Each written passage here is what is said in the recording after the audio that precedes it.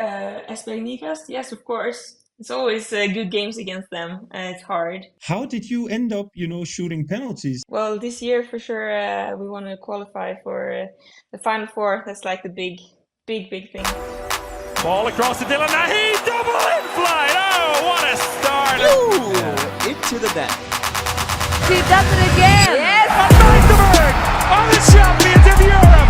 Put something here. She has a game. Across the keeper. What a comeback!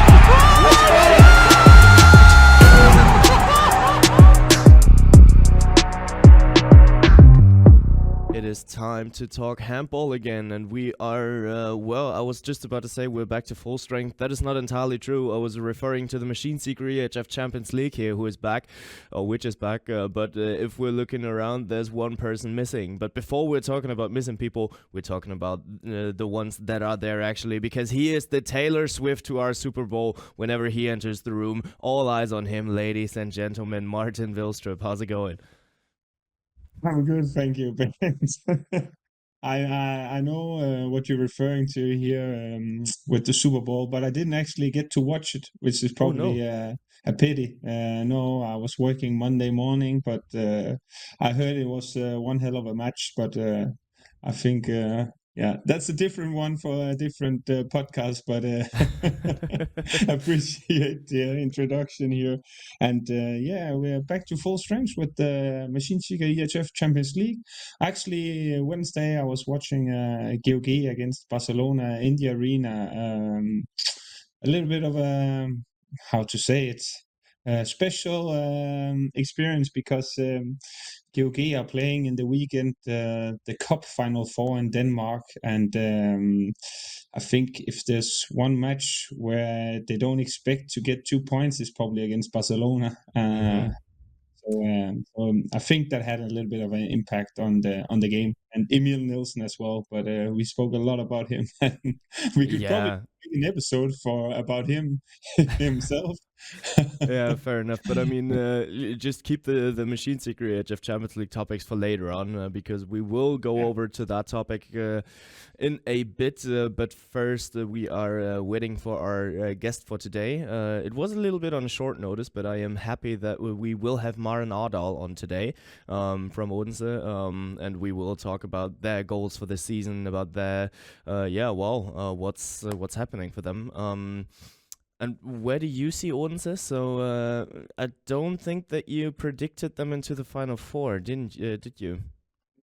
I don't think any of us actually did, but they're in some way, if you can call Odense a dark horse. I don't know if that's being a little bit rude, but there's no secret that with the new head coach, we will speak about Ole Schekstad later also, but I think that gave them some strengths. He definitely have the experience whenever it comes to winning winning the Champions League. But I think they're in a tough position also, because if you're looking at the groups at the moment, they're in a spot, to make it to the quarterfinals, but they still have to face up against whoever is coming there. But they have a chance to get to the Final Four, but from the Danish teams, I think most of us would say that Esbjerg are probably the big favorites, and also with Odense, they just had a big loss against EKAST, and EKAST, they were really strong in the beginning of the season. Then they had a little bit of a down period. Now they look back to the strength that we saw in the beginning of the season. So, but Odense, there are a dark horse, if you can say it like that, but it's a little bit rude maybe to say dark horse when you're second in your group and actually ready to qualify for the quarterfinals. But they're not my favorites. But we've seen before that the favorites are not going all the way. Yeah, true that. I mean, they are on a good way to skip the playoff round, so it is a little bit unfortunate. And we are not going to analyze too much of the EHF Champions League women today, because just this weekend, we're recording on Friday, and the podcast is released on Monday. There won't be too much that you guys don't know yet what we are going to talk about today, because the matches are being played just after this episode. But next week we are gonna analyze the group stage of the EHF Champions League Women and have a look back on what happened there, because there will be a great guest. That's what I can tease you around here. Now I'm not gonna say anymore, but to give a hint, she won something at the Excellence Awards last year, so it will be a huge name coming in.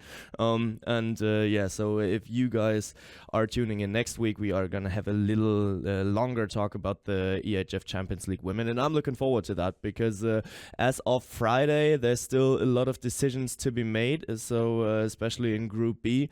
FTC, Rapid Bucharesti, and Krim are battling for 2 spots to go through to the playoff round. Especially after that miraculous season last year, it would be a huge surprise if FTC would be knocked out. But they are in a pole position, so it is Rapid Bucharesti standing on the 7th spot on Friday. But yeah, as I just said, you guys will know more than we do as of now, and that's why I would say for the two of us, let's head over to a game that you are not able to lose today because you're not playing against anybody. I was just thinking about whether I should let you play against Maren later on, but then I was I thought that you would do it. But well, you still have the choice. You're putting me on the spot here. If I keep losing against Victor and then if Maren beats me as well, it's going to be tough times. Actually, to be honest, without knowing who you're bringing in, who am I thought before joining, today, he's probably going to take Maren as a teaser for having her easy. later on. That would be probably, too easy. But maybe you could do some hints about it, making it a little bit different. That she played in 4 different countries, but it's up to me to choose. Yeah, well, but I mean, it would be my suggestion that we don't play it against Maren since we don't have too much time with her and that we save up our time. Let's do it so I can actually go on the weekend feel like a winner. No matter how it ends go up. to Victor and say that you are at 2-1. That you 2-1 exactly. I'm leading after today. You know what? It's a little bit weird that he's getting some benefits from not, joining us, and there should be some kind of punishment. But we can speak about the 3 of us later. What punishment there will be not to attend us, But I hope he has a great time. Yeah, that's to for be sure. fair, Although it cannot be better than our company. I don't think so either. Even though he is excused because it was his birthday just yesterday, just on Thursday, as you guys have seen on the Home of Handball Instagram page. He turned 39. That's actually what I meant last week. Whoa. That's unbelievable. Last you week can when see the gray hairs coming. When I said that he's going fast-paced towards the 40, and he's celebrating in a skiing resort, I think. So he's out there going for the slopes, and that's why he's not attending us. But best wishes to you, Victor, if you're listening. We think of you and the happiest of all birthdays. So we hope that you went into the 39 properly. But yeah, then let's kick it over to our next round of Who Am I? So you are good if you get it at the 4th hint. Hey, maybe that's your challenge. That's comfortable for me because 4 hints, I would say that's also pretty good. I don't know how many hints there are in total, but normally you have around 10 or something like that. Yeah, somewhere in that direction. Victor solved it after 3 last week. He was like, 21 Southern European. Well, that has to be Martin Costa. European League, yeah. He knows it himself, so we don't have to talk about him when he's not here, Victor. So, but he did okay. Let's just say that. He did Quite okay. All right, let's see how you do in the next round of Who Am I? Because Northern Europe is my home. No, not yet. I debuted for the national team in 2018. 2018? It doesn't sound that long ago, but it's actually already 6 years. It's always just mind-blowing. I am the 2nd best goal scorer of my team in the EHF Champions League this season. What? Okay. Give me another one. I don't have. I'm just starting thinking here. I was nominated for the best left wing at last year's EHF Excellence Awards. You are very good if you get it right now. Oh my gosh. Left wing, to be sorry for all the nominated, I cannot remember all the nominated all good. on the left wing position. All right, then I'm gonna give you the next one. I gotta get another one. Yeah, I actually, to be fair, I don't have any names popping up at the moment. Yeah, okay. I became MVP of the EHF European League Finals in 2023. Living in Northern Europe, MVP European Finals. That was between Nykøbing. They lost the bronze medal match on penalties. Who did they lose to in the semifinal? Wow, we cannot. Oh my God! It's getting embarrassing now. I'm getting you the next hint. I'm 160 tall. 160 tall. Yeah. Still no? Okay, maybe I was. I led you into the wrong direction. Maybe I got a little bit here because 160. Now I have a name popping up. I don't know if that's the real one because I don't want to guess, and then be wrong. Victor Thomas. Yeah. The height is about right. Okay. You want to give it a shot? Yeah, I want to give it a shot. No, I don't. Yeah. Oh, do I? Oh my God, I have my doubts here. Okay, 160. Okay, I have one. I know it now. You'll have the shot. I should be knowing it. Then yeah, she's from Denmark. She's from Denmark, and his name is Emma Friis. In summer, I'll transfer to Cesame Bucuresti. Until then, I'll play in ECAST. Ladies and gentlemen, I am Emma Friis. But it took you quite some time. When you said Northern Europe, I already started thinking about Norway. Okay, who's playing in Norway? Then you said left wing, and I was thinking about left wings in Norway.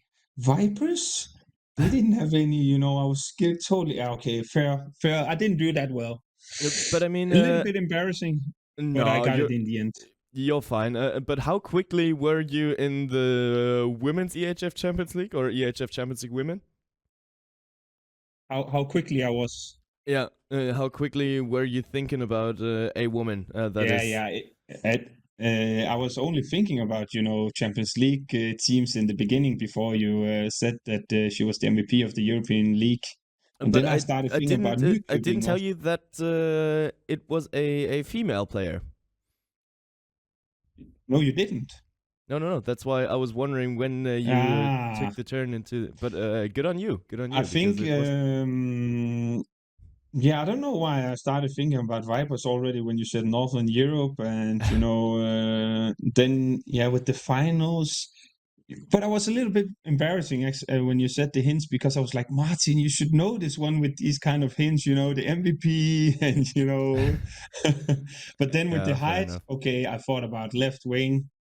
But then I had my thoughts locked a little bit about a different team, but I think that was a different year. I got it in the end. Let's say it in a positive way here.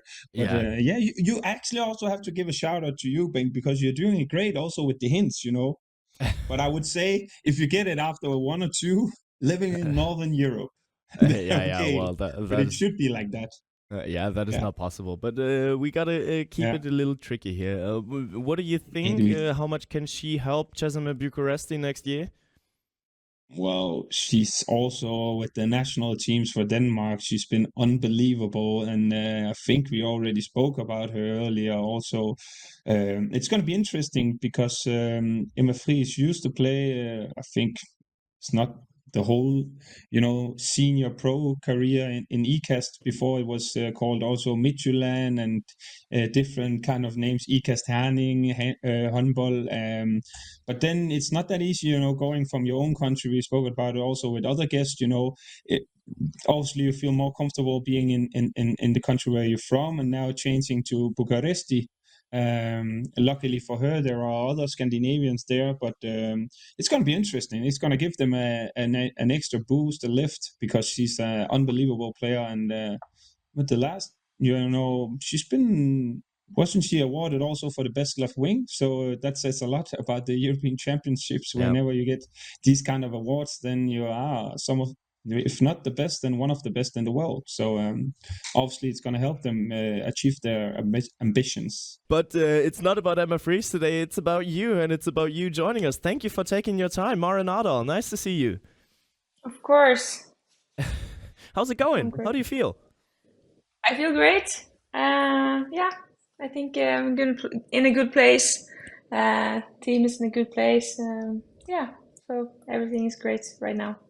I feel a little bit outnumbered right now because if you look into my left-hand side, you do see a true Scandinavian here as well, a Danish beach handball legend, and not just the Scandinavians outscore me, but the beach handballers outscore me as well. Will there be a language barrier between a Dane and a Norwegian right here?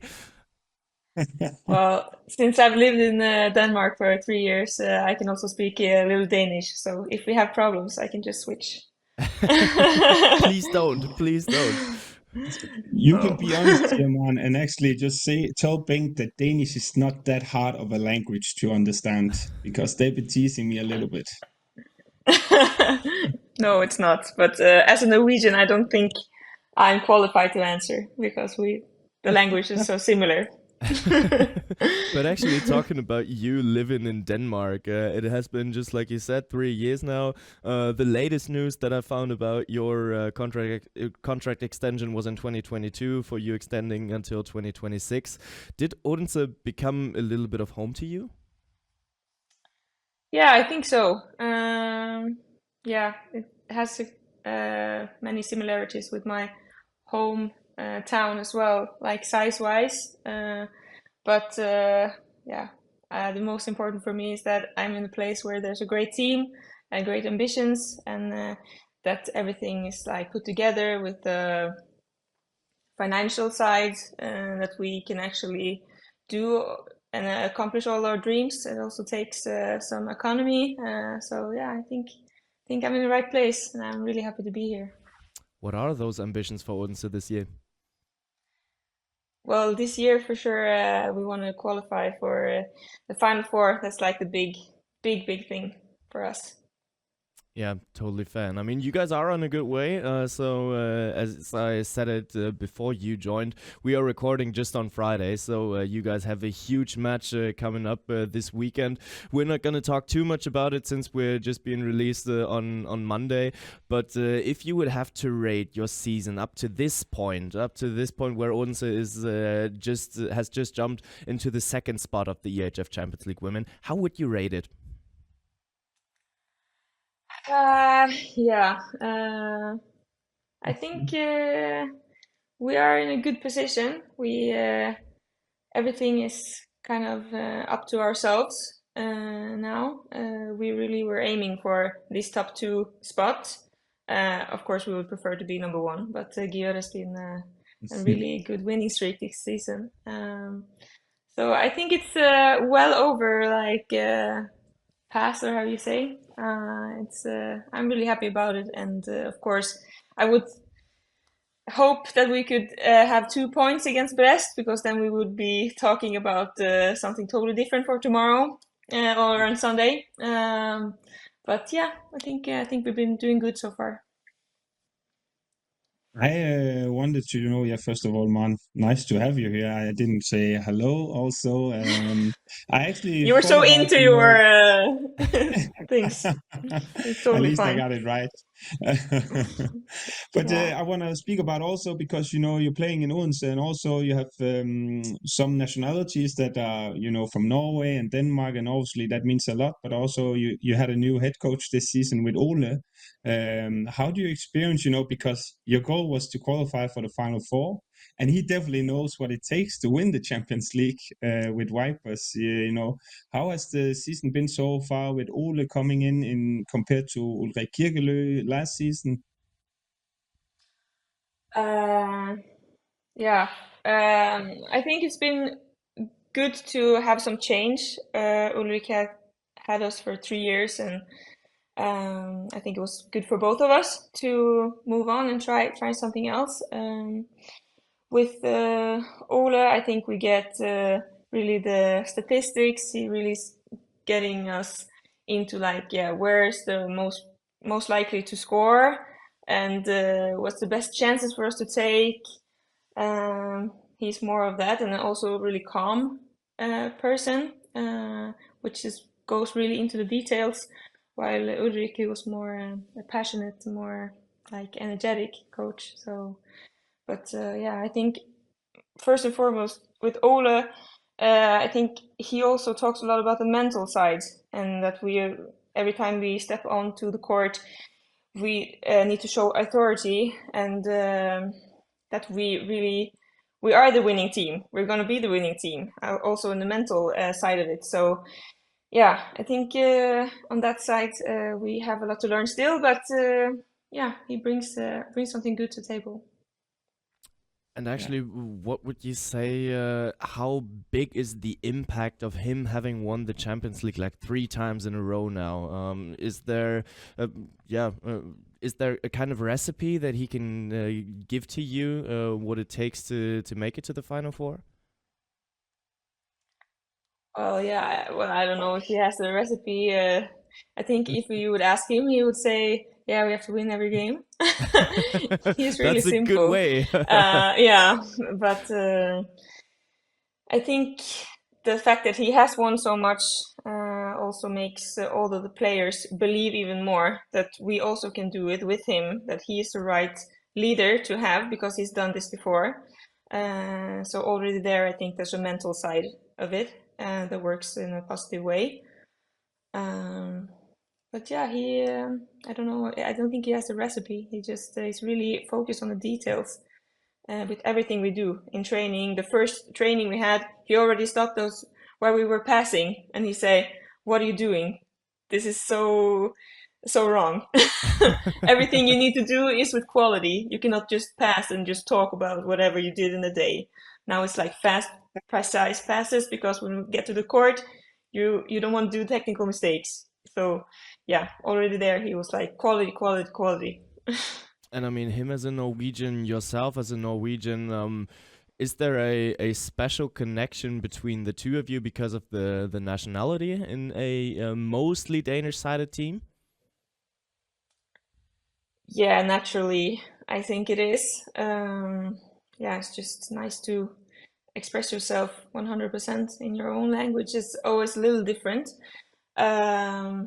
Yeah, but I feel like he also respects me and with the experience that I come with and what I can bring to the table, and of course I respect him a lot. So yeah, I think we have a nice relationship. And talking about those Norwegians in your team, you're not the sole Norwegian player. There's 5 of you guys actually. That Norwegian axis that you guys bring to Odense, does that give you a little bit of a Norwegian playing style there as well? Well, I'm not sure that it's such a big difference between Danish and a Norwegian way of playing. I think we see in women's handball on Danish side that they also run more and more, and that's kind of been our game, Norwegian game, like strong defense and running a lot. I think, yeah, of course, all of them bring that to the table, but if you look at our players in general, all our players, they're fast, like quick players. So of course we're gonna bring a lot of speed into our game. We have to, because that's our strongest point. Now we've been speaking a little bit about Odense. I also want to speak about your career as well, Maren, because you started in Norway, then moved to Germany. You've been in Romania, now you're in Denmark. There are some similarities between, the Danish culture and the Norwegian, for sure, yourself. But what are your personal dreams? Because I like the path that you've been taking, going from Byåsen to Bickenheim, Valsea, and now you're in Odense, which the club's ambition are to fight for the Champions League title. What are the dreams of Maren Aardahl? I have big dreams. I want to play the Olympics. I want to win the Olympics, and I also want to win the Final Four. But yeah, in order to do that, you have to play in good teams. Fortunate for me, I'm Norwegian, so right now we have a really strong national team. Right now. I'm doing everything I can to be a part Yeah. of that team in this summer, because I think it's gonna be amazing. And I'm also happy where I'm at in Odense. We also have the same dreams, so I don't see why we can't achieve them together, either this year or in the future.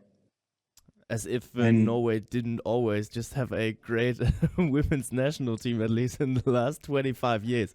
But no, you are totally right. Martin, did I interrupt you there? No, I was No. just thinking about Maren also been taking, the career in a right direction. And I also think, if I remember correctly, she's the top scorer in the Champions League for Odense. But I want to talk about you. How did you end up, shooting penalties? It's not that often that you see line players shooting penalties. It's not to be rude, but if you look at the teams all in general, then Yeah. then it's not that often that you see line players. Were you just the one, No. hey, I'm going to take it? Yeah, I think that's a little random how I got to that place.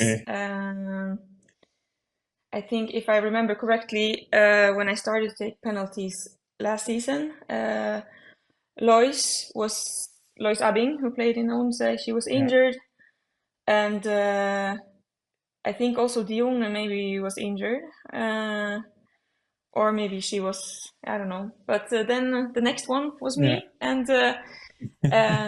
I think both Ulrik and Ole now, and they know my mentality, and I'm like, yeah, sure, why not? at least I can handle it. Like either way. So yeah, I think you also need a little bit of that, like the calm mentality, which I have. So yeah, I said like, yeah, why not? Let's do that. And now I think actually you can see that more and more line players actually are taking penalties. I think Sara Bokitin, Metz, and sometimes Lindblom also take the penalties, at least last season. So yeah, there are a few of us. So yeah. But I mean, you do know where the goal is standing, because as I'm just looking at the statistics, in the top 30, you have the highest efficiency actually. So you barely ever even miss the goal. You're at 80.7% of your shooting efficiency. Are those numbers that actually matter to you? Yeah, of course, I want to be as efficient as I can, and that has been a really big goal for me, to be more efficient, because I was not that happy last season, and I also know that in order to play as much as I want to play, and both in club and also be in the national team, I need to present good numbers. So yeah, that has been a great goal of mine, and right now I'm happy with 80%. But as my national team coach says, it can't go any lower than 80%. So I'm just at the border. Good on you. Good on you. He better not look at the EHF Champions League women's stats then, because it's actually, I just have to look that up. It is just you and Sarah Bukti who are above 80%, with 80.6 from Sarah and 80.7 from you there. So you definitely outscored her. Good. No, but I think the only sad thing about Maren, actually, that your career has taken such a nice path that it has, developing, is that, beach handball used to be a thing for you. And actually, I don't know if you know, Bengt, Maren used to be an unbelievable beach handball player as well. If I remember correctly, if you won also a European Championship, was that in 2017 in Croatia? Or am I wrong here? Yeah, she did. And no, also, you're correct. Yeah, okay, and scoring a lot of points. What are the status with beach handball? You're not allowed to play it anymore, or there's no time for it because of all the national teams indoor and all the other stuff you have to take care of. Or did you just remember that you're Norwegian and that you don't ever have good weather there? Well, we never play beach handball in Norway, so that's never a problem. But no, actually, that's a little sad. It's not possible for me to play both. Yeah, I wanted to play. Like every year I try to see, okay, can I be in the team again? But then always comes either in Germany or then it was no, you're not allowed. And then after that I went into the A national team in Norway, and then it was off the table. But that's really sad because it is really, or it was a passion of mine, and I found it so amazing. The game, the intensity, which is even higher than in indoor handball, the acrobatic things we do. Yeah, I really love the game. But no, I can't anymore. And also, right now I'm not sure that I can with my body either. So you used to be a left wing also. Of course, you can make a spin shot still. I'm sure. I was about to ask the next question what beach handball meant to you, but you kind of just said it yourself because also, you know, sometimes, but with the summer going out and play these kind of tournaments, but now you have with the national team of Norway also. I actually also want to ask there. So in general, what you're saying here is there's no chance of you making a little bit of a comeback on the beach handball scene. No. If I'm out of the national team, then I will come. But I guess I'm saying I don't hope so. I hope not, because I want to be here. Yeah. Fair enough. Maybe let's keep it indoors then, because you just mentioned your trip to Germany there as well. It was a rather short one. So it was in 2019 when you moved over to Germany, to Bietigheim. And sadly for you, that was the COVID season that was not to be finished, even though you guys were still in the race for the title. So the season was finished with you guys being 3 points behind Borussia Dortmund, but one game less played, and I think there was even the direct encounter still coming. So it was everything still possible. But still, after that season, you moved away. Why was that? Yeah, there was a lot of changes in the team at that point. Actually, the transfer was pretty quickly, quick decision. Yeah, all of the players that I was with, like socially, they were gone, and it was a little bit unsure who would come. And there was also going to be a new coach. So yeah, it was. I just had a gut feeling that. Okay, I also want to try something else. Mm-hmm. And it actually was then just another short trip to Romania, to Valkea, and then you went back to Scandinavia there, and it took that step for you to win your first domestic league title. How big of a relief was it in 2022 when you were finally able to lift that league trophy for you?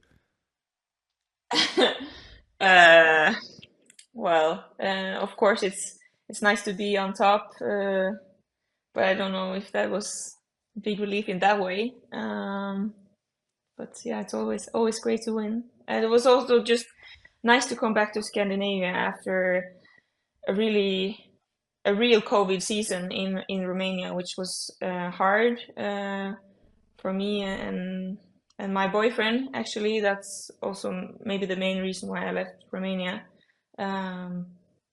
So yeah, it was just a great first season in Denmark. Everything fell into place for me personally, and also sport. That was the first time I was in the national team. So my first season in Denmark was really great, and to top it off with the victory, the league, was just perfect.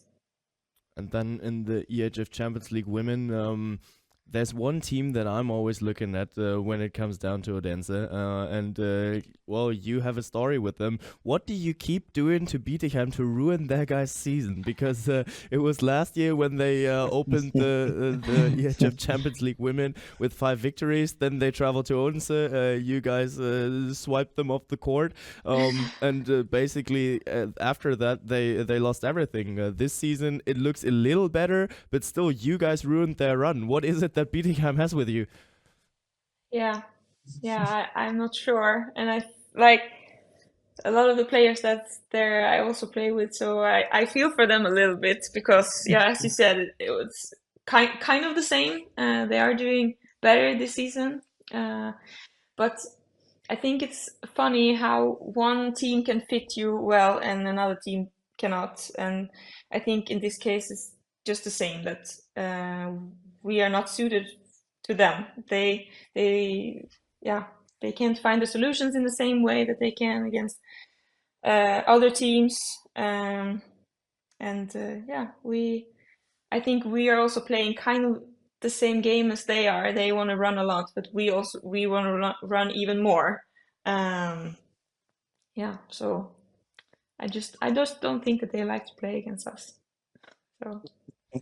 I was more thinking about Maren, if I understood it correctly, going from Romania to Denmark is obviously also, when it comes to on the court, a step up, if you ask me, going from Vilstrup to Odense. But how much does it actually mean to feel well outside the court? Also, you feeling well, and also playing in a country where you're actually able to speak your own language compared to, in Germany and Romania.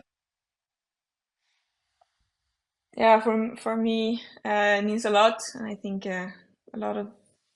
many players will say the same.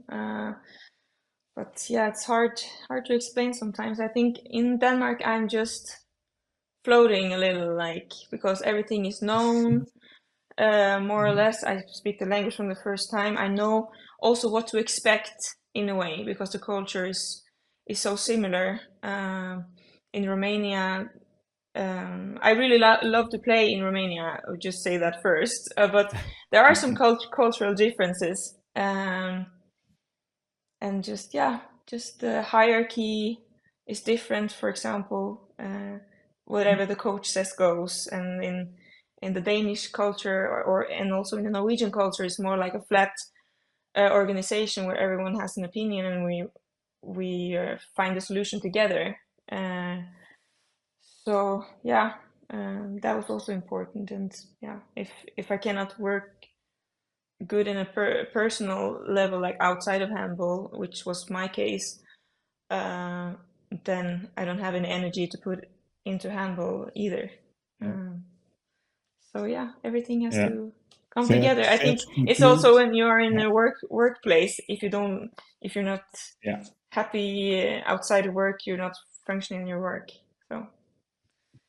Yeah, fair to conclude that you have to feel well in order also to perform well on the court, and also after COVID and going back to cultures that are pretty similar to the Norwegian, although that grocery shopping are a little bit more expensive in Norway, I would say, compared to Denmark. But that's a different topic. You just got to travel down like 100 kilometers and then do your groceries in Flensburg, just at the border. No, I'm joking. But talking about the Danes and talking about the Danish handball, especially in your guys' domestic league, it is a little difficult for you guys right now. So you're just in 3rd spot behind Esbjerg and Ikast. Are you looking forward to meeting those teams in the Champions League? Esbjerg and Ikast, yes, of course. It's always good games against them. It's hard, and we know each other very well. So it's always about the small details when it comes to those teams, because we already know all the signs of every system and what they like and what they don't like. Every time we play against teams like that, it's okay, what can we bring new to the table this time that they haven't seen before, like smaller things. So it almost sounds like a little bit that you're looking forward to paying them back, that they leave you behind in the Danish league. Yes, Totally.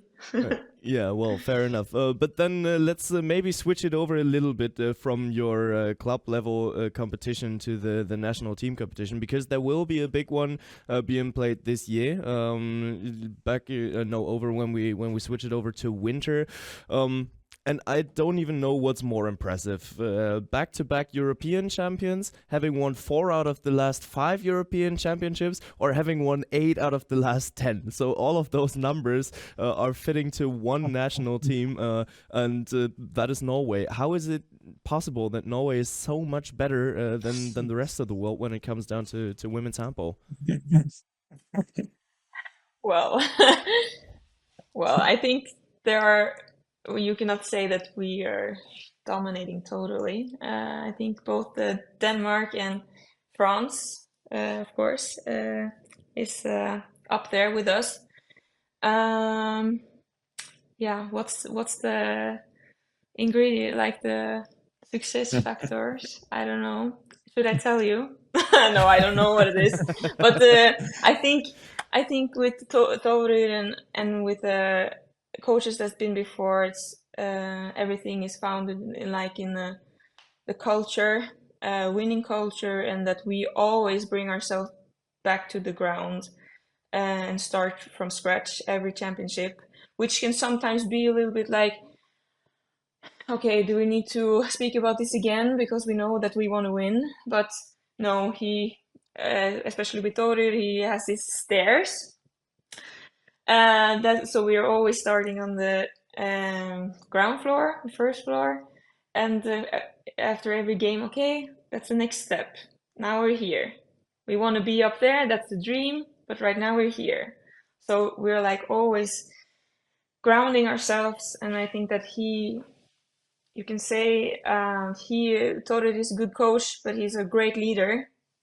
He always makes us work for the same things, and doesn't matter if we change the team a lot or a little. We're always working in the same way, and I think especially was it in Slovenia, we had some injuries and some players that was not there that had a lot of experience, so was out with either injury or pregnancy.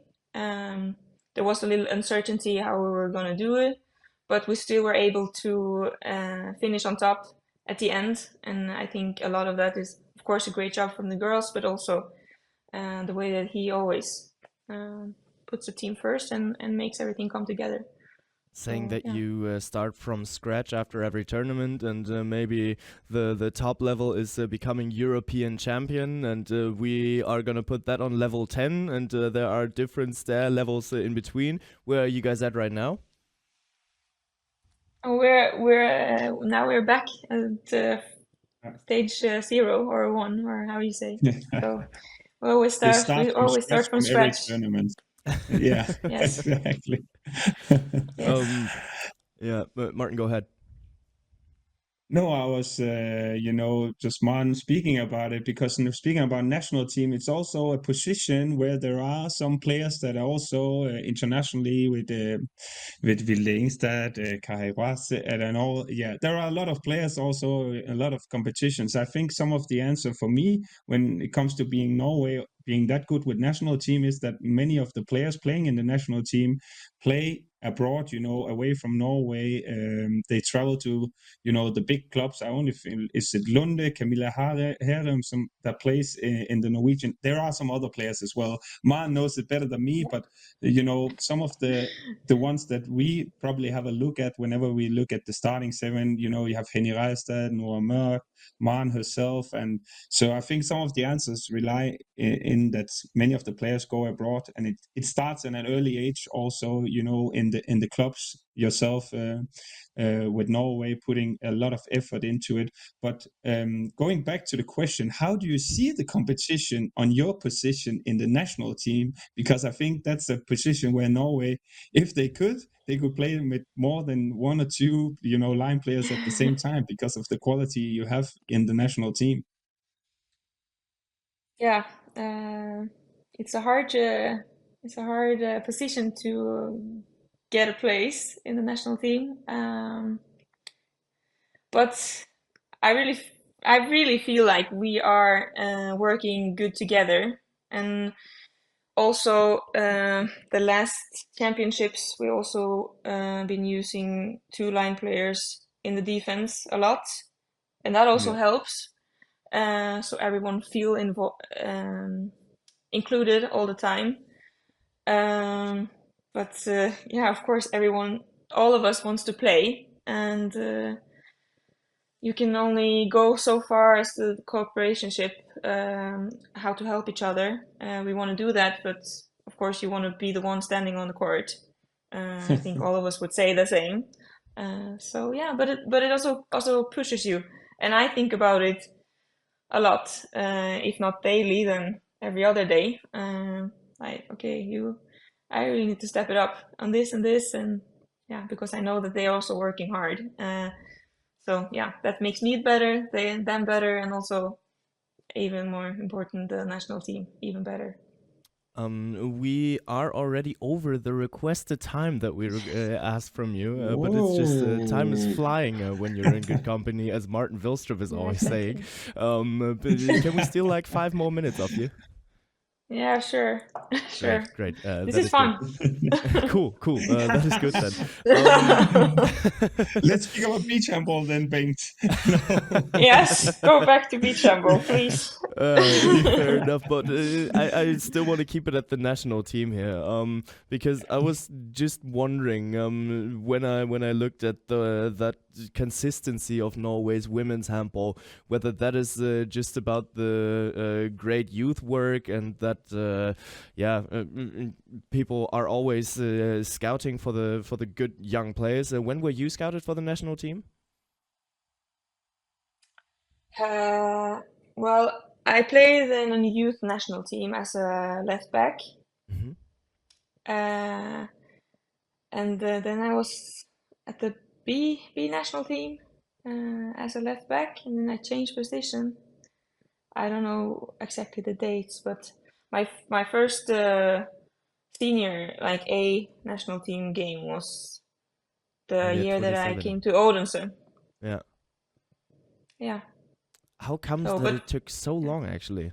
Was it just because of the competition? Yeah, I think so, because they were better than me. Isn't that the easy answer? So yeah, no, I'm a late bloomer. So it took me a little bit more time. I'm like, well, I guess maybe a little talent, but most of all, I'm just a product of hard work, or how do you say it? It's more and very humbled, you can tell, Bengt. But man, for those who don't know, going from the left back to the line player, how did that happen? Yeah, because how did that normally happen? I would say if you ask line players, oh, they can be great playmakers and great left backs as well, and and great but you football went the players, other way. because every handball player is a great football player. Well, sometimes I still have a good shot from the outside, sometimes. But I also have to admit that all the sideway movements, I've totally lost them. So sometimes I think I have it, but not anymore. It's all gone. But no, it's when I think back on the conversation that I had with my coach in Byåsen about changing the position, it was really like, yeah, okay, let's try that. And it's really weird thinking back on it, but it was. But I also have to say that I was also, if we had some injuries here and there, I was like a potato. At least that's what we call it here. I could also be used as a line player, so it was not. I was not a total stranger to it. But yeah, we had a line player who quit, and we were missing one, and then it was like, Maren, maybe you can do this like for all the time. I was like, yeah, why not? Let's try that. So yeah.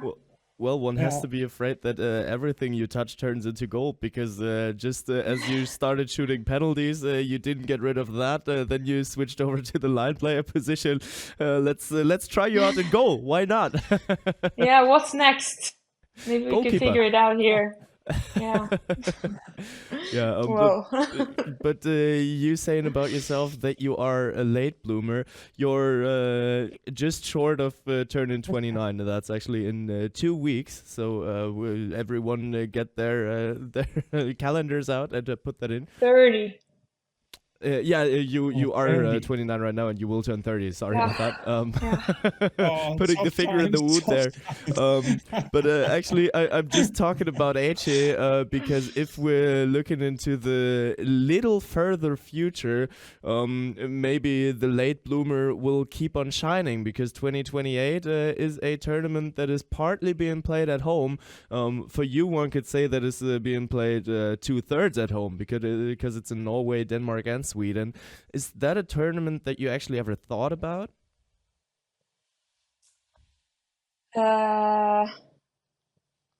No, not really. Now I'm just focused on Paris in 24. And yeah, if not, then I have to try again in 28. Yeah. Yeah, but I think in general it has to be every player's dream, to play a championship at home court. But obviously the Olympics, we always discuss what is the biggest thing to achieve, with the national teams, European Championship, Olympic, World Championship. It's hard to put it out there. But obviously there's a big event coming up in France this summer, and probably it's the first one to focus at. And stay fit Yeah. as well. Man, when you're getting a little bit older, the body's also gonna complain a little bit. Oh, tell me about it. I know. Yeah. Wow. But I need to say, like, playing at home, like, of course, like playing in my hometown this winter was incredible experience. Like, yeah, with all my family and friends there. So of course it's special to play at home. You still got a lot of time ahead of you, and there's a lot of achievements to come, I feel. But yeah, when hope are so. you turning the focus on the Euro? Because if you're starting from scratch after the Olympics, where will that lead you? Because there's not too much time left between the Olympics and the Euro coming up in winter. No. Well, I don't like. I'm not quitting the national team, if that's what you're No. wondering. No, that's not what I wanted to say. Just as you said, that the coach is starting from scratch after every tournament, and when is the focus switching over to the Euro? Yeah. Well, I think once the leagues are starting, then the focus is changing. We always have an evaluation after every championship, and then in the next training camp that we have, then we switch the focus. So yeah, I think that's your answer. Fair enough. Martin, if you don't have a question left, we already held Maren in for like 40 minutes now. It's been quite a while. So we did. I just like, that you can tell also Maren being the line player, because if you look at her left arm, there are some blue marks. But I guess Maren is pretty used to have them on the arms in general. That's the life of a line player. But I just want to say, it was great talking to you, man. And I hope you will do, not that I don't hope that you will be in the national team in indoor, but maybe someday after the indoor, then come back on the beach handball field. But otherwise, I want to wish you the best of luck with everything. Thanks. I hope so too, by the way. Let's wish you best of luck for the rest of the season, that all your dreams and hopes are coming true, and that all the goals with the national team you guys will achieve, because you guys have an awesome Norwegian national team, and Paris better be prepared for Maren Aardahl coming in. Yeah, thanks so much. Cool, see you around, Maren. Yeah. Thank you, see you, man. Time just flies in great company, quoted by Martin Vilstrup. Did I make that quote? I think we can quote me for it. I will gladly take it. In general, I think it's a good one, right? But as I said also to Maren, I just in general like the path that she's been taking. Going from Norway to Germany, Romania, and I think she's in a good place in Odense. Also in Denmark, she's playing Champions League. She's part of the national team. She's scoring a lot of goals, and I watch a lot of games, from the Danish league, and I can say that she's playing really good as well from Odense. Although Yeah. that you mentioned the statistics in the Champions League, and the national coach also said that you have to be above 80. But she's a true fighter, and also one that plays with a lot of attitude. And I like that. Showing her passion and what she spent her entire time with, and yeah. Yeah, 100%. If you would have to give a hot ranking of the Danish teams in the EHF Champions League Women right now, what would it be? That's So are unfair, you... right? Sorry, say it again? No, I was just saying that's a little bit unfair after we had Maren from Odense, but well, yeah, I can do it. Then go ahead. So are you going the Danish league way and putting Esbjerg on 1, Ikast on 2, and Odense on 3? I find it super tough. It is super tough, but me as a Dane also looking at the Danish league, and Ikast just played against Odense, and it's not a game to remember from Odense, but you can also not conclude on one game in general. I have to say it's really, really tight, and Odense is also playing against Esbjerg in I think it's in 8 days in the Danish league, Oh, and nice. that will give us some answers where Odense are at and Esbjerg are at. But for me, a player like Henny Reistad will always give you can you say a little bit of a lead. Also with Nora Mørk, I think I just think Henny Reistad is if she's not been the last couple of years, she's the world's best handball player. And whenever you have her in your team, then obviously I have to put you on the top of the list. Then against Odense and Ikast, it's very, very tight, between the two of them.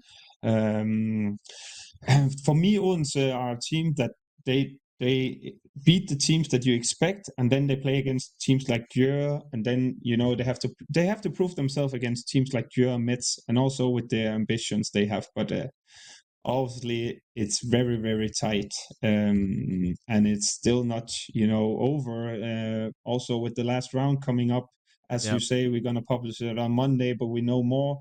Them playing against Chess and Bucharesti, that will give us a hint from where they are. But I have to say, if they become second in this group, well, they are strong, and they will only be one knockout phase from the final four. Yeah. Yeah, absolutely. And I mean, it is getting tight in the EHF Champions League Women. Odense is playing a huge role. And if I would have to give a hot take right now, I would roll back from my initial thinking that Odense is not making it to the final four. I think Odense will be in the semis. So after everything that we have seen throughout the last week, in the semis, quarterfinals or what? Yeah, no, in the semis. Because I would predict Odense to go through to the semis, actually. Okay, that's nice. You changed your prediction then, I would say, throughout, because I don't recall that you had them with you. But obviously you can do whenever you. That's the thing about the Champions League. It's very tight. We said it a lot of times, but as I said, we will be clever. We will know more after this round. And but obviously they have players like Maren Aardahl, they have Diona Hausner, they have Mia Højlund, and also they have 2 great goalkeepers. And goalkeepers, they can decide the outcome of the matches. So they have the quality within, and they have the coach. Also, we have to mention also Ole. He knows what it takes. If he has the recipe, I don't know, but as Maren said, but he definitely knows what it takes to be at a Final Four event and playing, so intense games on such a short notice. True that, and we will see who they might face in a potential quarterfinal. There's a lot of handball to be played in between that, since we don't know yet, or at least the two of us don't know yet. You guys out there do already know whether Odense made it to the second spot or not. But yeah, I mean, if they do end up facing either Esbjerg or Ikast or even Vipers, I do see that it will be a tactical masterclass on the court, and we will see who will be the mastermind behind it. Yeah, definitely. And that's the thing, who will be the matchup? As Maren also said, for example, let's say Bickenheim, I don't think they like to play against Odense, and we can easily conclude that. So, we have to look at the matchup that's coming up. Who will they face? Because I find it personally boring whenever countries from clubs from the same countries are playing against each other in the Champions League. Let's say that Odense will play against Ikast or Esbjerg or whatever. I find the beauty, or what you can say, the beauty is to have the best teams, but the beauty is to play against teams from different countries. So let's see. It's gonna be very nice, and obviously we're gonna have a look at the results and also the games, and the matchups are coming in, and I think we're in for a treat no matter what games and matchup we will have. Yeah, I highly agree. Yeah, but before we lose ourselves in the EHF Champions League women, then let's switch it over to the Machineseeker EHF Champions League for the sole reason that we actually know what happened there, and the next round is just about to be played next week, or for you guys this week. Let's have a look at last week's results. You visited the GOG against Barca game, and you witnessed an outrageous homecoming for Emil Nielsen. Yeah. I also think that the players from GOG, they praised the performance of Emil Nielsen. Was he standing once again? I think it's just the normal standards of Emil Nielsen. I think he ended up with saving percentage more than 40. I think 40 something. 46. And some of the saves he had, I think he had around 4 or 5 totally clear shots, fast break shots. Blunts had 2.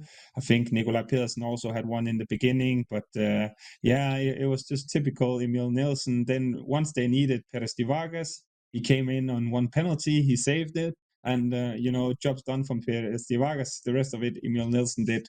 But I also have to say, I think Ngusang is not a player we speak much about, but whenever he came in, he shows how strong he is. In the 1-versus-1. They actually managed to can you get a hand of him, but they couldn't control him because of the power and the strength he had.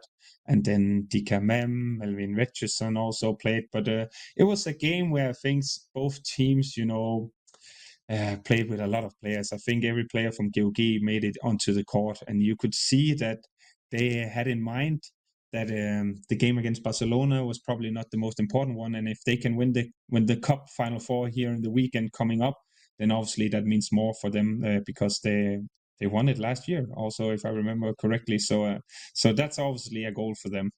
But always nice to watch my old club GOG, and also Barcelona is just unbelievable. Yeah, especially talking about Barcelona and those 3 players that you just mentioned, Dikamem, Evan Richardson, and Timothy Angasson. They faced one guy on the other end of the field that doesn't have too good memories in the latest matchups against those kind of people, because it was during the EHF Euro. It was yet another not so good result for Emil Nielsen there to keep it in that direction, because the last memory in Cologne was against Zombie Magdeburg, as we called them throughout the Truckscout 24 EHF Final4 2023, and now he's back with his national with his Barca team. Did you witness any vibes between the Dane and the Frenchman? Actually, I didn't look that much into it. I think that coming from the Barcelona side, I think it's pretty easy for Emil Nielsen just to, he's just, whenever you look at him, he's just, that's what I'm here for, that's my job, just saving all the balls that are coming, through towards the goal. And I didn't see it. Normally there's a fair play and a great connection within the players. On the other hand, I've been seeing, Arne Mensing and Emil Madsen from GOG, they didn't play that much with the national team, so they also wanted to show themselves and get back to playing handball, if you can say it like that, because it's been some weeks without that many matches, and they used to play a lot of matches, but it's back to basic for them, and it's always more fun to play matches than training. But I didn't see any hard feelings between it, because I know there's the Olympics are coming up, so there will be a revenge and a battle incoming, because being the European champions, playing at home field in Paris, coming up with the Olympics, I think, let's just quickly say France has to be the favorite. So they are the team that the rest of the national teams has to knock off the throne. Yeah, and I do feel like Emil Nielsen would be a fair loser to congratulate then his French teammates, and then put the focus back on where the money lays, and that's in the Machineseeker EHF Champions League. And I mean, Barca is doing quite great there. They swept off GOG off the court, and you really have to say GOG never stood a chance of winning the game, or did they? No, I think if you have to win against a team like Barcelona, you have to make fewer technical mistakes, and you have to score on the goals, the fast breaks, the free shots that you're getting, and then you have to rely on your goalkeepers winning the battle towards the other goalkeeper standing in the other end, and they didn't do so. There were some times where they had the momentum to go up, I think -2 or something like that. In the beginning of the second half, they changed the goalkeeper GOG to Rex coming in instead of Tulin, and he had, I think, 4 or 5 saves. I think he saved 2 or 3 balls from Hampuswane also. And there, GOG didn't, take advantage of these chances they have. And you don't get that many chances against Barcelona, Visprem, and all the big teams. So if you want to win, then you have to take these. So after that, Barcelona was pretty comfortable, and you could see that on. Could you say the play or from the game?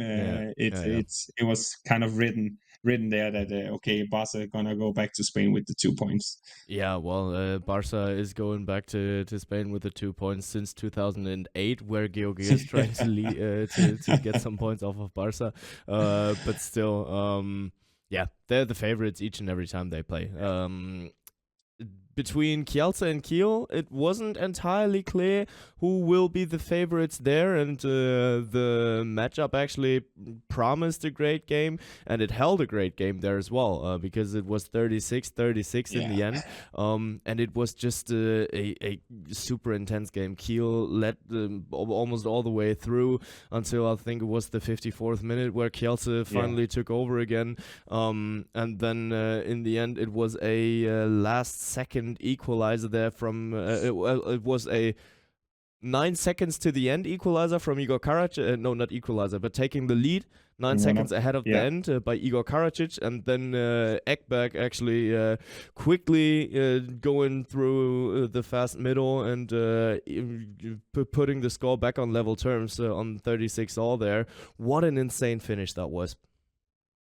Yeah, and you said it yourself, because I think Kiel had the upper hand. They were leading with 2 and 3 goals throughout the game, and then Kielce came back. I think they were actually leading 34-32, and when you're in a position like that with so few minutes left, then obviously you feel comfortable about taking the win. But Kiel managed to bounce back, and Dushabayev also, great to see him back, with Kielce team delivering, scoring 7 goals on 8 attempts. Tonat did well. MVP. Yeah, exactly. Also that, and Nahi just continuing from what he did at the European Championship. But you said Ekberg also delivering. And we had him at the media call, also Erik Johansson, where we spoke about him, not what kind of role do you have in the national team. And he also scored 7 goals on 11 attempts, not a bad game. And that's what we are used to see, and I don't know if we're used to see 7 goals from Erik Johansson, but we expect him, also to deliver on the big stage. But I just want to say, in general, this group and all the teams, looking at the matches that are coming back, it's like, okay, let's flip a coin who's gonna become number 1, 2, 3, and 4, and it's unbelievable, but it's also very nice because that will leave the intensity and the excitement within the group for the last 4 matches there is to be played. And I mean, just by the results of last week, Kiel actually managed to book the first spot to the playoffs there. They didn't even book the quarterfinal spot yet. They booked the playoff spot with only 3 matches left. And that just shows how insanely close that group actually is. There are 6 teams fighting for the last 5 spots there. But before we switch it over to that, let's keep it at that game for just one last second. Because things that we have seen at the Euro that are coming back to the Machineseeker EHF Champions League, we did witness something of that as well, with Mikola Bielik actually spinning his way through the Kielce defense over and over again. Why is that Mikola Bielik spin absolutely not defendable?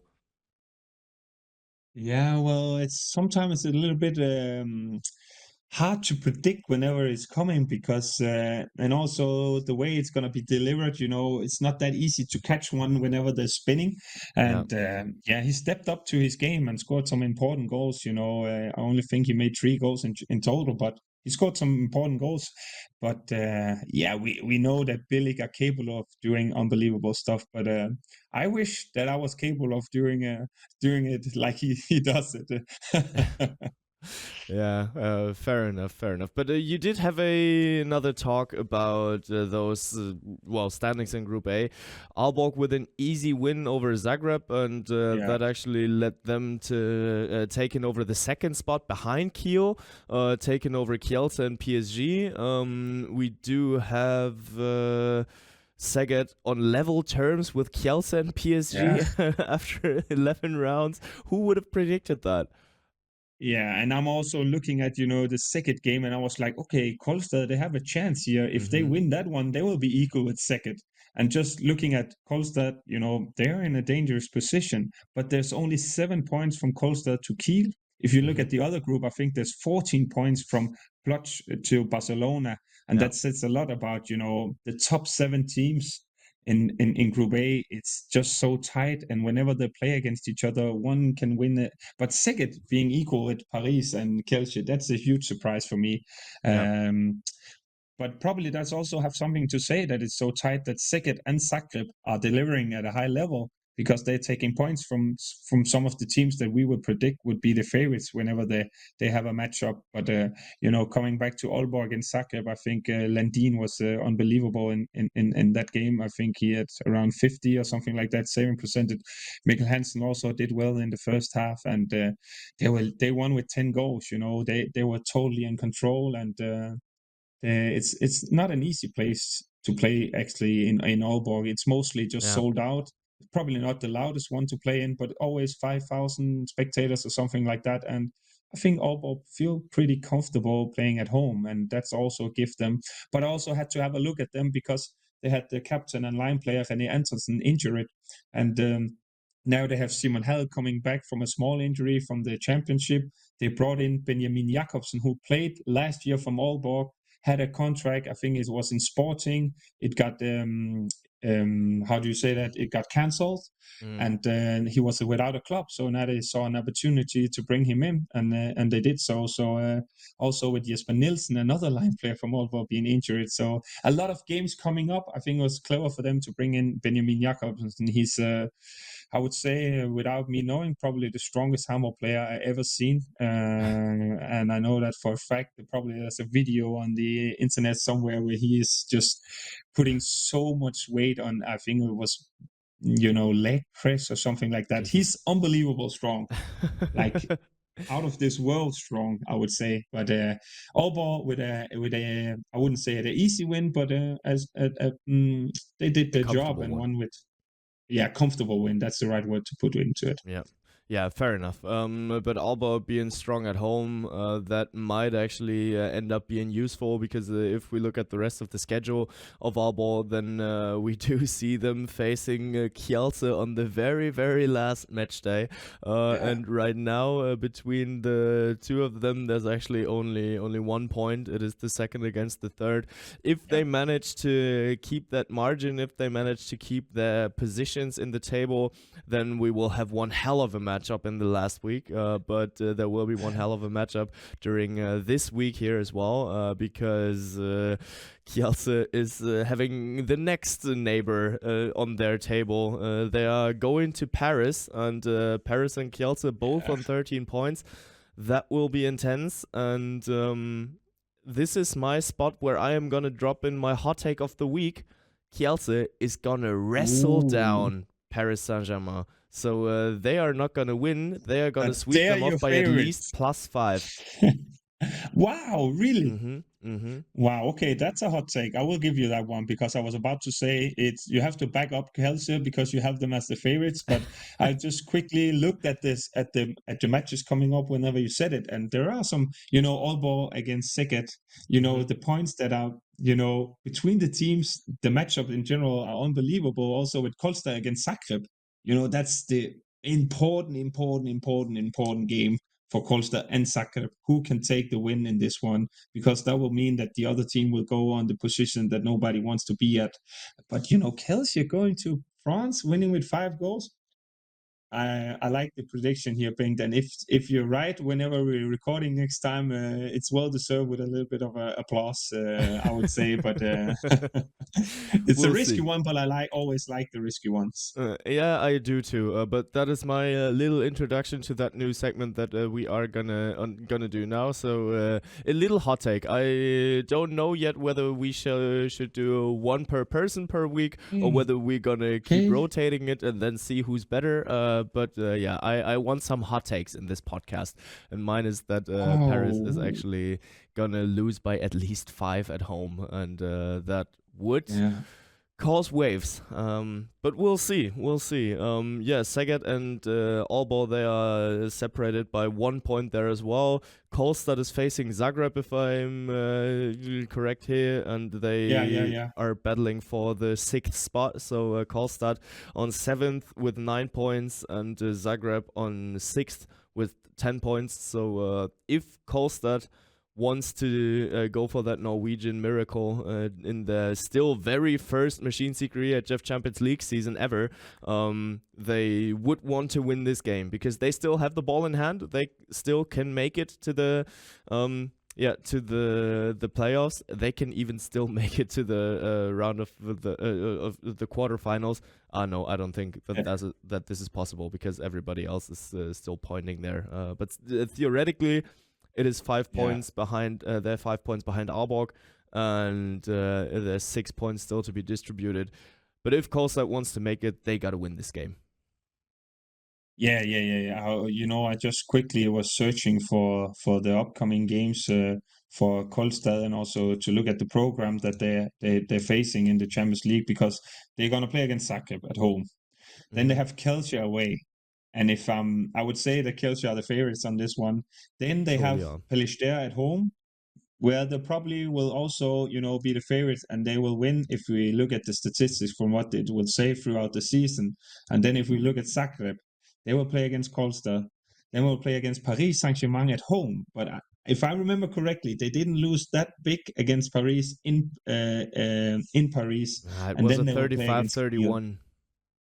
Okay, I think they did pretty well, but I have to say, if Kolstad is winning against Zagreb, I have a tough time seeing Zagreb going through to the knockout stage. Also having in mind that Kolstad have Pellister at home, but on the other hand, if Kolstad loses, I would say they're out. Otherwise, they have to go to Poland and win against Kielce, at least go there. So we often speak about the matches against, Kiel against Kielce and all the big ones, but this one will decide, and that means a lot for these clubs. Last year, Zagreb didn't make it because of Wisla Plock in the last round, and Kolstad, new project. If it has to mean a lot for them to go through, because it's the ambitions for the Norwegian team. So that is in particular one I would have to look out for. But I was just starting thinking about hot takes, for this one. But it's a tough one just to come up with. But I absolutely. think, I don't think that's a super hot take, but GOG is going to play away against Vilstrup, and I don't see them. Although GOG has been winning the last 2 times they played against Vilstrup, and the match before that they only lost with 1 goal. But I think we will see a margin with around 10 goals or something more like that. Vilstrup will win against GOG. Yeah, Veszprem just I don't know if that's a super hot take, but GOG has a lot of matches in the weekend coming up, and then going to Hungary. And the Hungarian league for Veszprem is not super hard, with all respect. So they will be ready, and they have a battle and revenge, after they lost against them. Yeah. So, otherwise I have to think about one for the next episode.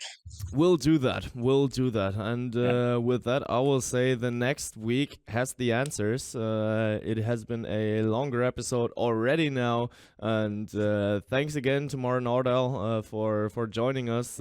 Thank you, everybody out there, for tuning in. Thank you, Victor, for going on ski vacation so that we have a little more time to discuss. And thank you, Martin, for joining in yet again. Any closing words from you? Yeah, thank you, Bengt. You deserve it as well. It's not that often that we say it, and I think we did well here without Victor. So Victor should be, feeling not super comfortable going on holiday, celebrating his birthday. Will he be back? We don't know. It's just tune in for the next episode, and you will get the answer. That's the way. All right, guys. Then go watch some handball. Go celebrate some parties, and we will talk each other again. No, we will hear each other again next week when it's time to talk handball again. Ball across to Dylan. He double in flight. Oh, what a start! Into the net. She does it again. Yes.